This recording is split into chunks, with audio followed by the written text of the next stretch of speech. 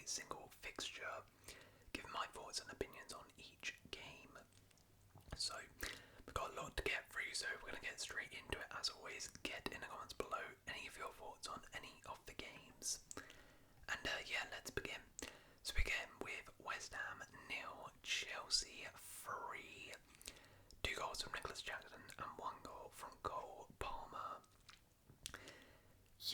Did not expect this. I mean, from a West Ham perspective, this was a horrible game, horrible result, horrible performance.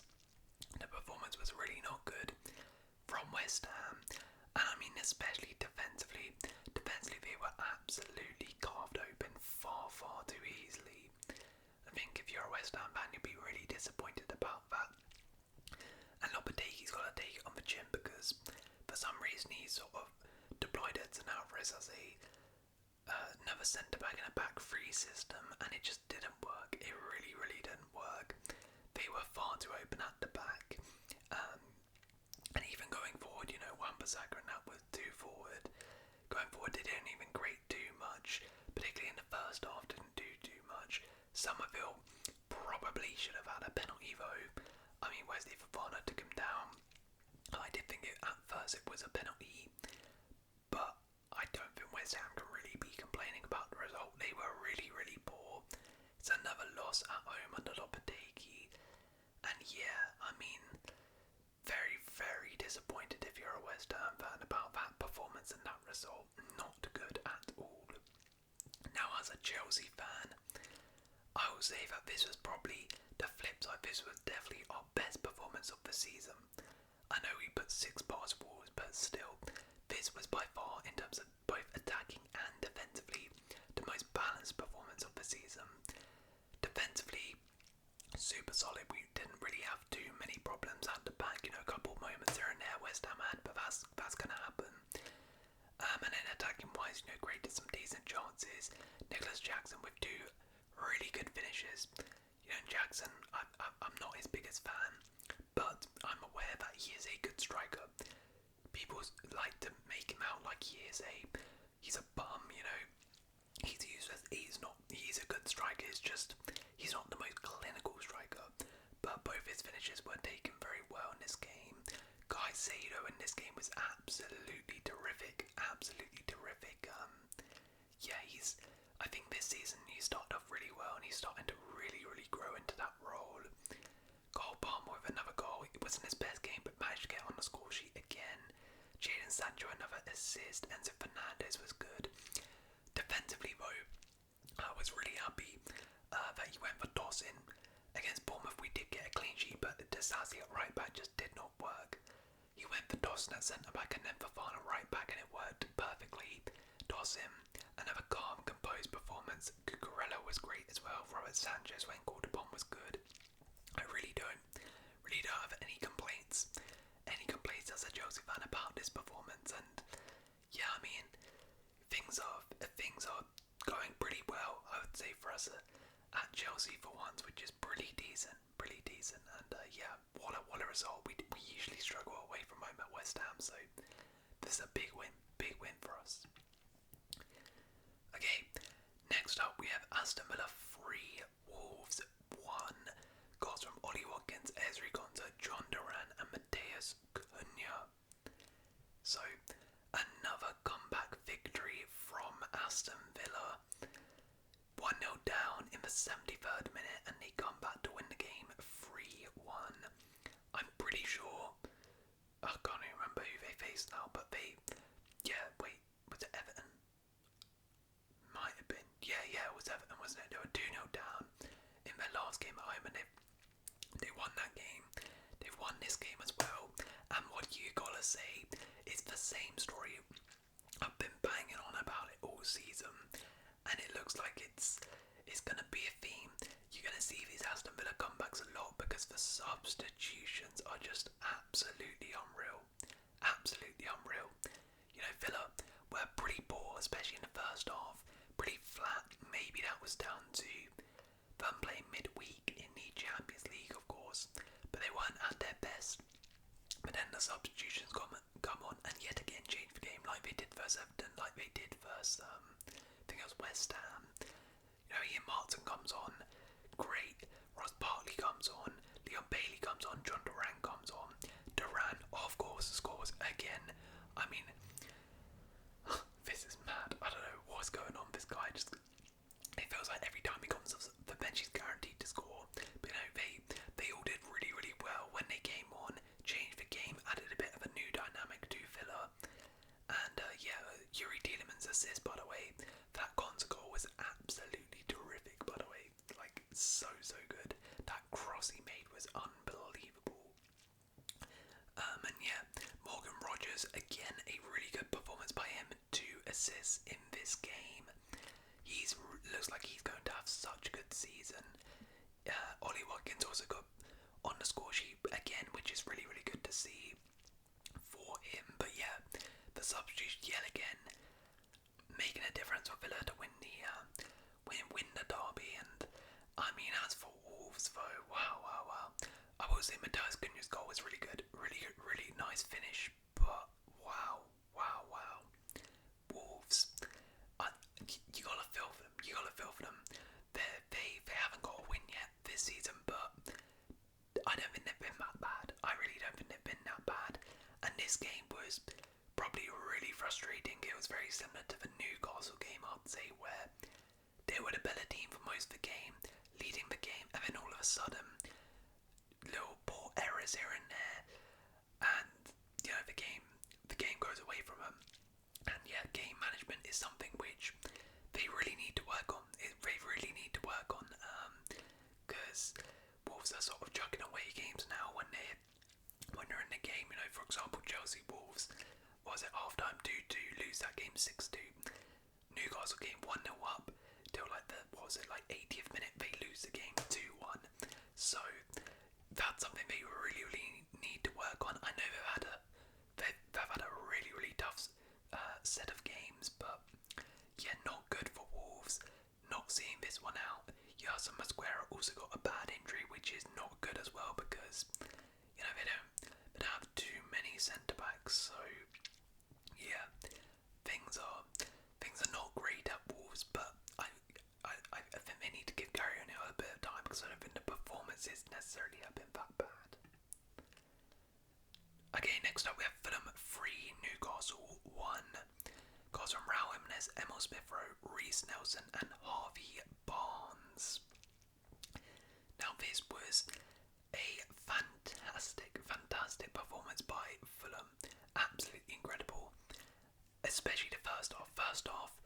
Fulham were dominant. Fulham could have scored 3 or 4 in that first half. Honestly, they were absolutely rampant. Raul Jimenez with an absolutely terrific goal. Jimenez looks like he's sort of coming on form now. I think he scored in back-to-back games now, which is really cool to see. Adama Traore with a nice assist for it as well. And there were so many standout performers in the attack. The attack was terrific for Fulham in this game. Jimenez, as I said, Iwobi was great. Adama has had such a good start to this season. He looks absolutely terrific. Kenny Tete combining down that right hand side with him was great. Emil Smith-Rowe as well got himself a goal. Nick Pope probably should have done better for that goal, but still, I thought Joachim Andersen in particular though was really cool in this game. His passing was fantastic, the way he would build the ball up from the back, really nice. Reece Nelson also comes off the bench and scores his first Fulham goal. It was just a fantastic performance by Fulham. Also, it was a really big one because they were dominant in that first half, 2-0 up. Suddenly Harvey Barnes scores 2-1. Newcastle started piling on the pressure, and Fulham already this season have had a bit of a habit of conceding late goals. But you could kind of feel the nerves in the stadium when it got to the 90th minute. It was 2-1 only. But then managed to get that goal and win, see out the game. Huge for them, huge for Marco Silva, and a big win for them. Fantastic performance. And Fulham at home, I think are going to be a really tough side to beat this season. Really tough side. Now as for Newcastle, well, their unbeaten streak is over, but this was coming. This result was definitely coming. I mean, Newcastle have sort of ridden their luck this season. They've not been fantastic in the league, but they have sort of just grinded out results, and their luck ran out in this game. Now I will say, first half they were rubbish. First half they were all over the place, but second half they were better. Harvey Barnes yet again scored a goal. I mean, this guy is on some mad form for them. But you would also say from a Newcastle's perspective, two of the goals were really from errors, like Nick Pope for the Smith Rowe one. Raul Jimenez was just an amazing goal. And then the Reece Nelson one, Bruno Gimenez gets caught out. So, like, you can look at either side, but I would say for me, as I said, Newcastle, this result was coming. They haven't been playing amazing this season, and they finally got caught out and lost. Now, you know, it's not the worst thing in the world losing to Fulham, but I think this could potentially be a good thing, a bit of a wake-up call to say, okay, we need to step up our game here, because quite frankly, the performances have not been good enough by Newcastle this season. But yeah, what an amazing victory for Fulham. Next up, we have Leicester 1, Everton 1. Goals from Stevie Mamadidi and Iliman Ndiaye. Yeah, this was, I mean, pretty annoying if you're an Everton fan. I mean, I do not know how they drew this game. Everton were absolutely dominant in this game. They had so many chances in this game, but they were just so wasteful up top. I mean, it was the same thing which we've been doing all season. Lots of chances, and then as it goes to like the 70th, 80th minute, they start sitting back, inviting the pressure, and then Leicester get their goal. Just so frustrating if you're an Everton fan. It must be. Iliman Ndiaye was absolutely terrific in this game. He got himself a goal as well, but this front line, I mean, they had so many chances and they just couldn't put them away, just like last season. And then they got punished, and this would be really annoying. It's another lead where you slipped up. I mean, at least you didn't lose this time, but still, this is a really winnable game for Everton, and Sean Dyche to relieve the pressure on him. But yeah, really frustrating, really worrying for them. Now as for Leicester, I mean, it's really not much better. I mean, they're very lucky they got a point in this game, because if Everton had put their chances away, there was no chance Leicester were getting a point from this. Leicester were really poor, and honestly, even though maybe Everton have a bit more of a dark cloud over them, I would kind of be more worried about Leicester than Everton, because at least Everton, you know, you can say, okay, if you put your chances away, you win that game. With Leicester, the performance was pretty poor. The performance was really bad, and they just sort of found a way to get a point out of that. And that's really been happening all season. You know, in the Tottenham game, for example, they just found a way to get a point out of that. And I really haven't been impressed too much with Leicester this season. I'm a little bit worried for them. But yeah, I mean, honest even in maybe what is already a relegation clash. Next up, Liverpool 3, Bournemouth 0. 2 goals from Luis Diaz and 1 goal from Darwin Núñez. So, a comfortable victory for Liverpool, and I think this is a really good victory for Liverpool. I mean, it's, you know, 3-0 at home versus Bournemouth. A couple of years ago, you'd be like, oh yeah, cool, whatever. This Bournemouth side are really good. This Bournemouth side are a good team, so to beat them this comfortably, 3-0 up in 37 minutes, that's pretty impressive, and they fully deserved it. I thought Liverpool, attacking-wise, were absolutely scintillating. Brilliant to bounce back after that loss to Forest as well, where the attack wasn't as good. This time, they look so much better, so fantastic going forward. I mean, Bournemouth did sort of allow them a lot of space, and Bournemouth's defence was horrible, absolutely awful in this game. And also for one of the guys, I mean, Kepa had an absolute stinker in this game. I mean, I think it was the second goal for Luis Diaz, or the first one, I can't quite remember. But he's just sort of comes out in like no man's land and then just gets caught out. This was one of his worst games, and yeah, not good from Kepa, but still, Liverpool did really well. Luis Diaz, I mean, gets himself a brace, and he has started the season so well, so fantastic. And if he can keep this up, well, yeah, he's gonna have a fantastic season.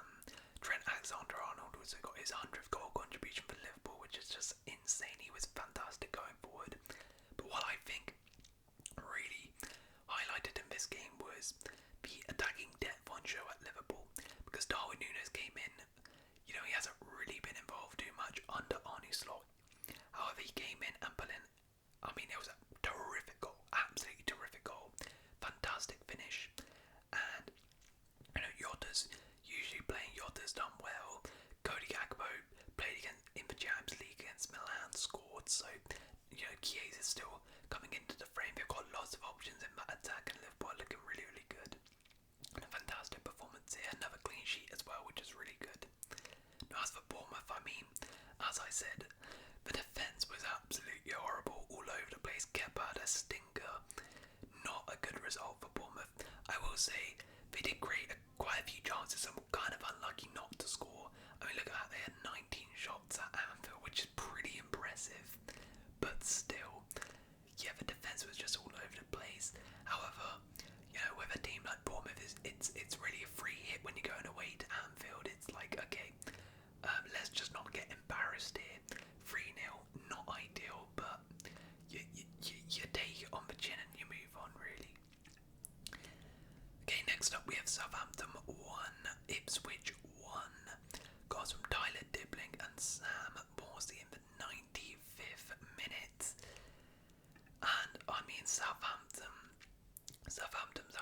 this was maybe a bit of an early 6-pointer. Two teams looking for their first wins.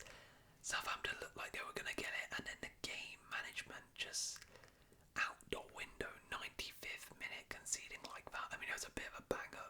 Did they get deflection, but it was a banger.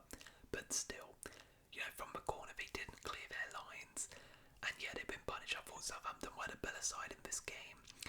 Ipswich actually did pretty decent. You know, had some decent chances. Hutchinson came close, but I thought Southampton, you know, you got to see that game out. You really have to. Tyler Dibling, I will say, it looks really good for Southampton. This kid against Man United, he looked really promising. Won the penalty as well, and they managed to get a goal in this one. He looked really, really cool, and really, really nice. But Southampton, you must be so frustrated. This is a big, big opportunity to get your first 3 points, relieve a bit of that pressure, relieve a bit of that tension in the crowd, but it just didn't happen, unfortunately. I mean, for Ipswich it's a massive point, because if you're losing to Southampton away, you know, that doesn't really fill you with too much confidence. You can win too many games this season, so to escape with a point is pretty good. It's pretty good, and they'll be pretty happy with that. And yeah, I think overall Southampton will be really, really disappointed. It's definitely 2 points dropped for them and 1 point gained for Ipswich. Next up we have Spurs 3, Brentford 1. Goals from Dominic Solanke, Brennan Johnson, James Maddison and Brian Mbuemo. Now, this was a really, really entertaining game. I really liked this game. Really, really nice game, and I thought Spurs definitely, yeah, probably their best performance of the season, and maybe that of the Everton one. But this was really fantastic from Spurs. Obviously got caught out very early on at Brentford. Don't know what it is, but they've done it again with these sort of kick-ins, scoring in the first minute. But then after that, the way they responded, I mean, Spurs were really in control from that moment on. Absolutely fantastic. I mean, defensively they weren't amazing, but Spurs, I mean, in general, are never amazing defensively. But looking at attacking wise, it was superb. 23 shots, 10 on target, and some of the attacking players were terrific. James Maddison in particular was really, really good. I was also very, very impressed with Brennan Johnson. Brennan Johnson was terrific in this game, in my opinion. Really, really good to see, because, you know, he hasn't had the best start to this season, but this is a fantastic game by him. Dominic Solanke also managed to get himself his first Spurs goal, which is huge for him. Just relieve that pressure of getting your first goal, get it out the way. Really, really nice. And he's looked really promising so far for Spurs. But yeah, I thought Spurs were really good in this game. Their pressing was really good. Brentford struggled to really cope with that high press from Spurs. Going forward were just absolutely terrific, and this was much needed after a disappointing North London derby. So fantastic by Spurs. Now we'll say Bakari had to make some saves, and decision was one of the worst decisions I've seen. I mean, it was a blatant handball by Vicario outside the box. The ref is right there and he didn't blow. I'm like, what on earth? Like, how have you not called that? It was so stupid. And if I'm Brentford, I'm going to be very annoyed about that. But still, I thought Brentford gave it a good go, as they always do. Brentford are a tough side to face. Played some really nice stuff. Brighton were yet again on the score sheet. Didn't have Yarwies for this game, so it was going to be a bit difficult, but they gave it a real good go. Defensively were quite poor, like they were cut open for the first goal, and second goal, really poor defending by them. But still, I thought Brentford, gave it their best shot, had a go at Spurs, and in the end Spurs were the better side, so well done to Spurs. Next up, Crystal Palace 0, Manchester United 0. No goals in this one, but it was actually quite an entertaining 0-0. It was quite an entertaining 0-0. There were, as it says here, some unbelievable saves from both goalkeepers. It was kind of weird, because first half was the Dean Henderson show. Dean Henderson made save after save. In that first half, he was unstoppable. And then second half, it was the Andre Onana show. Andre Onana was the one making all the saves. So it's kind of weird to assess this one from a Palace perspective. I mean, to be honest, again, it's quite weird because first half Palace were abysmal. Palace was so bad in that first half, and I don't know how they weren't down in that first half. They did absolutely nothing. And then second half, they were better. I mean, I won't say they were great, but they were better.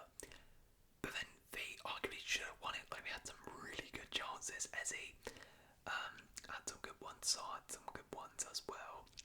Onana with that amazing double save. Absolutely fantastic from him. So, I don't really know how to assess it. Like, Palace kind of should have won it, but then they also should have lost it in the first half. A bit of a weird one. And then same thing for United. I mean, I'll be more annoyed if I'm a United fan about this game because they were there for the taking. Palace. The first half was superb. By Man United. Really good performance. Alejandro Garnacho was doing great, creating lots of chances, and they just couldn't capitalise. They couldn't put the ball in the net, which has been one of their biggest problems under Ten Hag last season. They really struggled in terms of goal scoring, and this season, they've struggled for goals as well. And again, couldn't put the ball in the back of the net. And then you had that feeling that if you didn't capitalise, you didn't get that goal in the first half, then Palace, they couldn't really be any worse than that. And then the second half, Palace were much better. Palace, as I said, maybe could have won it. They had to rely on Onana to make some saves.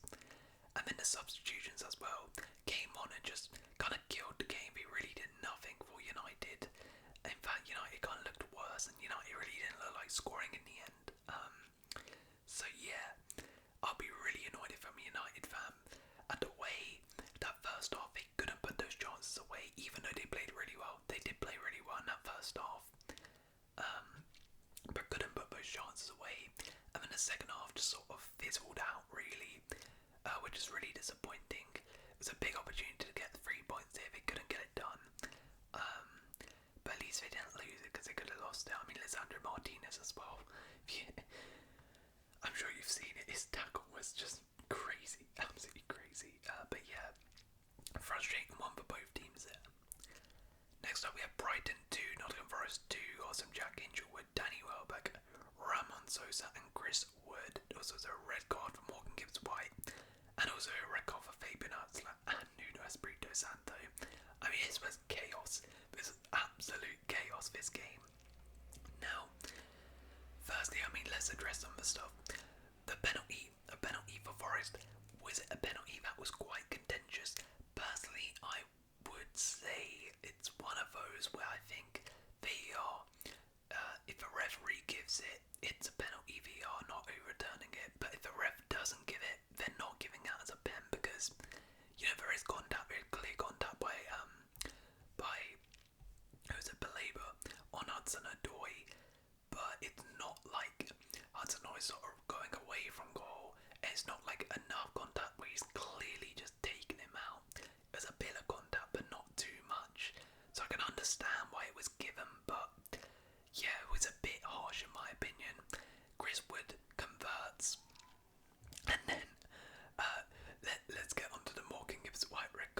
this was just carnage. I don't know what on earth happened here. So Morgan Gibbs White was already on a yellow. Cool. He then goes in for a slide tackle on. I don't remember who it was. But he goes in for a slide tackle and he gets the ball. And the referee indicates, a referee literally makes the ball motion. He says, okay, you got the ball, it's fine. The Brighton players then are going mad, and then all of a sudden, after saying he's got the ball, he then gives White a yellow card, and then he's sent off. I'm like, wait, what? So you said he got the ball, and then now you say, oh no, actually no, you didn't. Sorry, you're off. Like what? Make your mind up, me. I don't understand that. Now, personally, I mean, he did get the ball. But he also got the man. And right, you can get the ball and it can still be a foul, right? I think it's one of those where back in the day, that's not a pen at all, or sorry, not a red card at all. But you know, in the modern day, when you're sliding off like that, you clatter a man like that. Unfortunately, it's a red card, isn't it? Or a second yellow. But once you say, okay, you got the ball, you can't say, oh no, now you got a yellow. Apparently Anthony Taylor, I think it was the fourth official, had a little word, apparently. That's what people are saying, I don't know. But yeah, that was just a really odd decision. And then Fabian Hertzler and Nuno just went crazy and they both get sent off. Jack Hillswood's goal was really good, by the way, that really nice header. Danny Welbeck's got a free kick, which was rare. And then Ramon Sosa as well. By the way, I don't know who the hell this guy is. I've never heard of this guy. I did not know he played for Forest. This guy comes on and scores. I was like, okay, I don't know who you are, but sure. Yeah, this game was mad. And also the free kick as well. Matt Sells. I mean, what on earth was he doing in that free kick? Roy Keane came up with the funniest comment. He was like, oh, if I'm the manager, I'm fining my keeper a week's wages for letting that goal in. I was like, oh my god, Roy Keane is just two jokes. But anyways, yeah, this was a chaotic game. Brighton really should have won this game, but Forest managed to escape with a draw. Right, speaking of chaotic games, let's go on to the big one. Another 2-2, another red card. Man City 2, Arsenal 2. Goals from Erling Haaland, John Stones, Ricardo Gallivari and Gabriel, and a red card to Leandro Trossard. Now firstly, I'd say I'm so glad, okay, I did not mean to click on him. I'm so glad that this game was not 0-0. I'm so glad, because I was fully expecting to come on here after a 0-0 or like a 1-0 and be like, this was so boring and barely anything to talk about. At least I got a lot to talk about here. So, let me get the controversies out the way. Before I actually assess the game. So the Gallivari goal.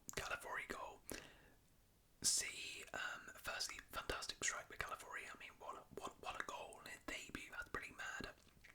But City were annoyed, particularly Carl Walker, because he,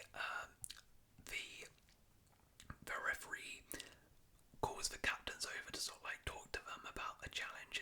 It's an Arsenal free kick, and then Arsenal take the free kick while Carl Walker's out of position, and then they go ahead and score. Now, I can understand why he's annoyed and frustrated, but at the end of the day, it is what it is. Like, you know, it's not the referee's responsibility to be like, okay, guys, Arsenal, stop. You can't take this free kick because Carl Walker's not in position yet. Like, you know, the ref's simply not gonna do that. So I understand why I'd be annoyed, because it's like, okay, you've dragged me out of my position. But you know, there's nothing wrong with that. The Gabriel one. Now the Gabriel one, I see a lot of people going crazy about. Personally, my take on it is, it's one of those where if a referee says it's a foul on Edison by Gabriel Martinelli for blocking him, I think everyone's like, alright, fine. If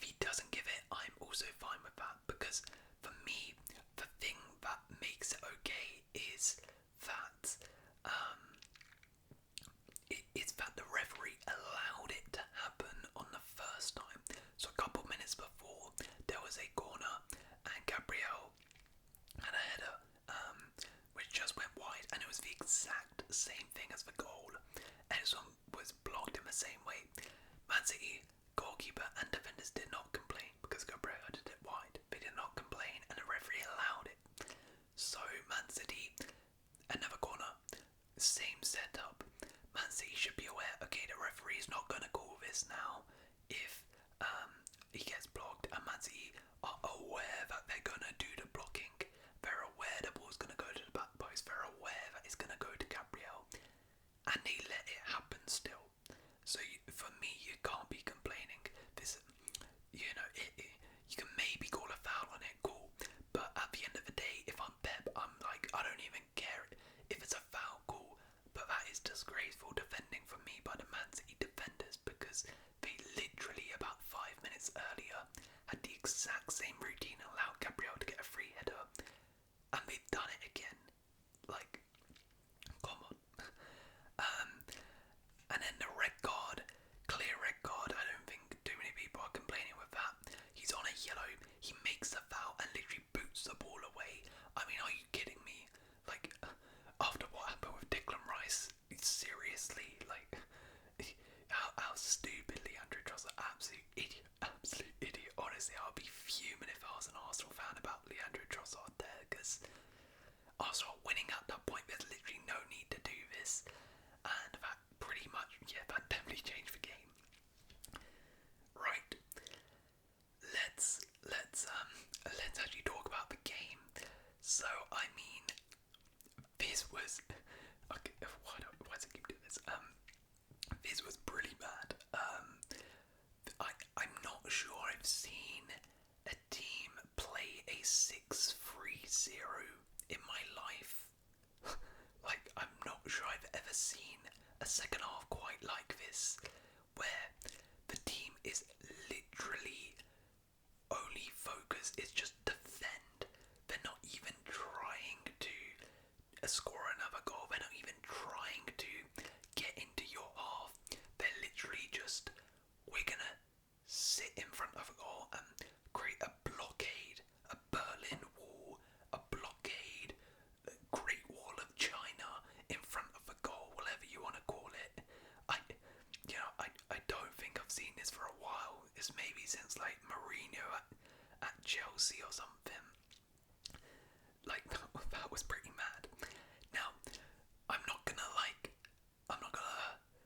be like, oh, I can't believe Arsenal playing like this, because I see a lot of sort of neutral fans or rival fans really saying, oh, Arsenal's so boring. I'm like, look, it's not Arsenal's responsibility to entertain you. Like, it's just not. If Arsenal won this game, do you really think they would care about, oh, we did it boring way? No, they won't. But I was just a bit perplexed at how defensive they were. Like, I thought that, okay, if you're inviting this pressure on from Manchester City, at some point Man City will score. At some point they will. At some point there'll be a lapse of concentration. And it eventually happened. I mean, it happened very, very late on, but it eventually happened.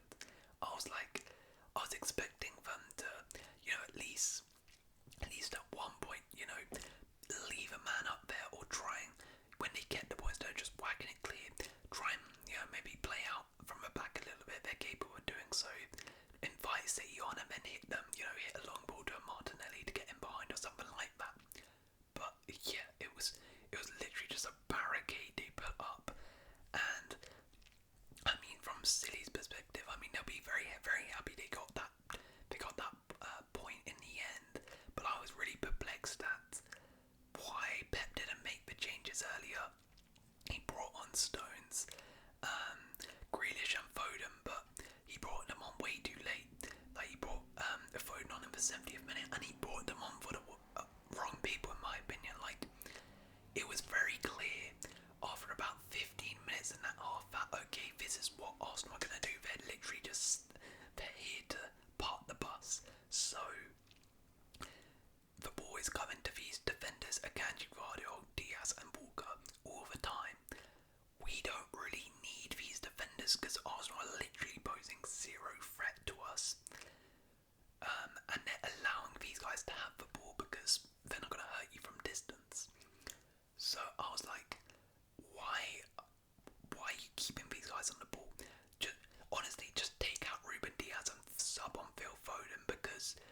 said, Arsenal are not causing you any problems the other way, so what's the point? Because Phil Foden in this area on the edge of the box is much more dangerous than Ruben Diaz. Now I will say they did heavily miss De Bruyne and Rodri in this instance, because those two on those edge of the box areas are just lethal. They are lethal. And Rodri getting injured, we'll see how long he's out for, but that could be a bit of a problem. But yeah, I was surprised that he didn't take them off. And you saw John Stones obviously got the goal. Jack Grealish looked really good when he came on. So yeah, it was a bit weird, but yeah, I mean, I think Man City definitely deserved it. I mean, if Arsenal had saw that out, that would have been like that would have been one of the craziest wins I think I've ever seen. David Raya was absolutely terrific. He's been amazing this season, but I mean, if you're Arsenal, look, you'll take the point. You'll definitely take the point, considering at half time you're like, oh no. But yeah, you'll take the point. However, this would have been huge if Arsenal had won at the Etihad with 10 men. That would have just been the biggest confidence booster in the world. However, they didn't get it done. Manchester City managed to get a point, and I'd be very, very relieved about that. I think that's the feeling about Man City. Whereas Arsenal are going to be a bit frustrated that they didn't see this one out. But yeah, that was really mad watch as a neutral. Alright, so those were the results. Let's do some awards then. So, the player of the week for this game week. Honourable mentions to Brennan Johnson and James Maddison. Very good this week. Nicholas Jackson with the brace. But I'm gonna go for somebody who has been really good this season, but I don't think I've actually given player of the week to deserve some recognition, and that is Luis Diaz. Luis Diaz for Liverpool grabbing a brace. The flop of the week. Kepa is an honourable mention. Kepa's a big honourable mention, but I have to give it for Leandro Trossard. Leandro Trossard for that red card, just so stupid. If he doesn't get that red card, there's a good chance that Arsenal with 11 men win that game. So yeah, he's completely cost his team there. The worst refereeing decision. Now that was a lot. You can go for the Somerville penalty versus Chelsea. You could go for if you wanted, the Gabriel goal for Arsenal. The handball for Spurs was pretty bad by Vicario, but for me, the Morgan Gibbs White red card, I think the fact that you said he got the ball and then you sent him off, it's just comical. It's just comical. And then the moment of the week, there were some good moments this week. I mean, Onana's double save was really, really good. Arsenal's 6-3-0 formation, turning into prime Stoke City was pretty good to watch.